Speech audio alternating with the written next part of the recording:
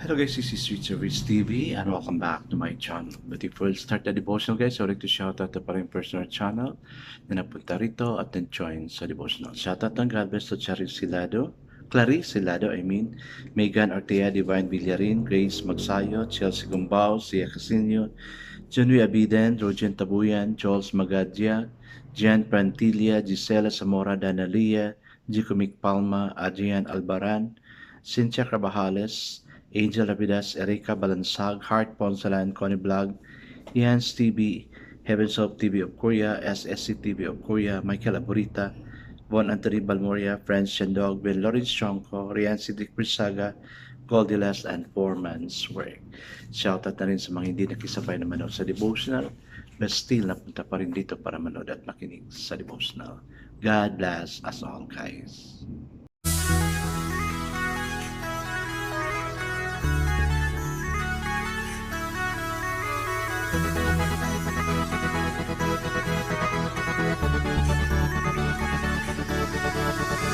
Rich TV, where you heard it, number one is on the top. Good advice is they'll never stop. Rich TV, where you heard it, number one is on the top. Good advice is they'll never stop. I feel as if everybody's so excited because of tomorrow. But guys, let's have a control to ourselves because as I said before, Valentine's Day is not in the Bible. No? Wala siya sa Bible.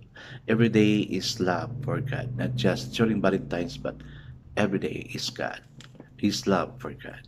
Alright guys, let's not proceed to the devotion. Let's open the Bible to Matthew chapter 21 verses 28 to 32. 28 to 32. And still guys, I'm using the devotion sa Bible because the word used is so simplified na maintindihan talaga natin. This is about the parable of the two sons. And the word says in Matthew chapter 21 verses 28 to 32 says, "What do you think? There was a man who had two sons. He went to the first and said, 'Son, go and work today in the vineyard.' 'I will not,' he answered. But later he changed his mind and went. Then the father went to other son and said to the same thing. He answered, 'I will.' But he did not go. Which of the two did what his father wanted?" "The first," they answered. Jesus said to them, "I tell you the truth. The tax collector and the prostitutes are entering the kingdom of God ahead of you. For John came to you to show you the way of righteousness, and you did not believe. But the tax collector and the prostitute did, and even after you say this, you did not repent and believe him." Amen and amen. I guess let's not pray. Father God, either of the two, sometimes our character is really like that, O Lord God. We immediately refuse, but yet still we do the things. Many times we also say no, but yet we do it. Was it because of the conscience, or it is because of your conviction? Lord, I pray for each one of us, O God. Whatever you're going to tell us, O Lord God, help us to follow it, O Lord God. Father, you are the God that knows everything in us. You know our struggles, and I pray to God to please release us from it, O Lord God. The anxieties we have, O Lord God. The burdens that we have, I pray to please ease us, O God. We commit all these sins to you, O God, in Jesus' name pray. Amen and amen. So the focus verse for this evening, guys, is found in Matthew chapter 21, verses 31. It says, "Which of the two did the will of his father?" So the title of the devotion for this evening, guys, is Beyond Glibness to Greatness. Take a piece of paper, fold it in half.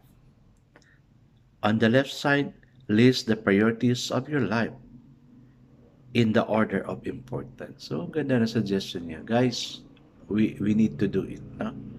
What do you think is most crucial to demand your times, energy, and money? On the right side of the fold paper, list those same priorities according to the amount of time, energy, and money you actually spend amazing difference. May kita mo talaga ang difference, guys. No? Una, nalista mo lahat, and then sa right side, makikita mo kung kunti lang pala yung kailangan. No? Okay. This point up the great distance between what we say and what we do. Words and affirmation of convictions come all too easily for most of us Christians. Jesus was more concerned about follow through than about easy word of promise. His parable of the two sons make his point. Our troubles is that most of us are a mixture of both sons. Yes, that's true. No?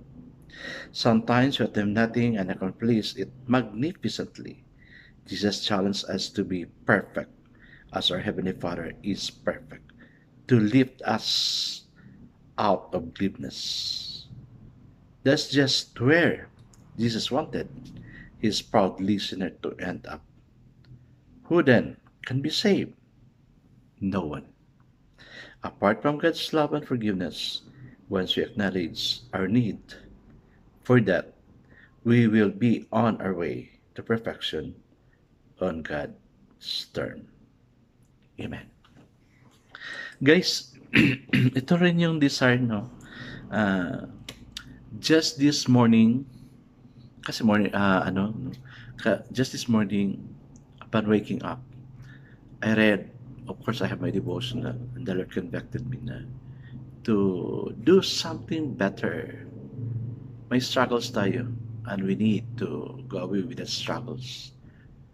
As much as possible, let's get away of it. Kasi hindi natin magagamit yan. Let's be close to God instead of doing those gullible things that displeases the Lord. That the Lord will not be happy. But instead, let's be like Jesus. So, yung glibness natin may turn to be greatness para sa Kanya. Guys, time is too short. That's why we need to go back to God. Hi guys, let's now pray.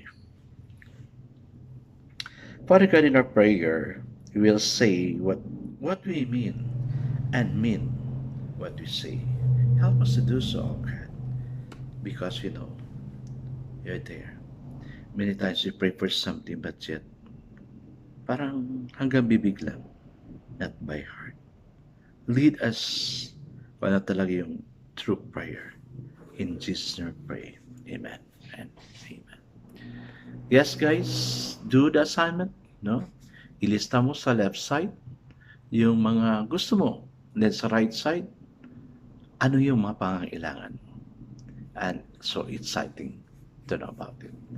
God bless us always because I never shall bless us 10 times better. This is again Rich TV. Kita-kita tayo ulit sa muli. Paalam.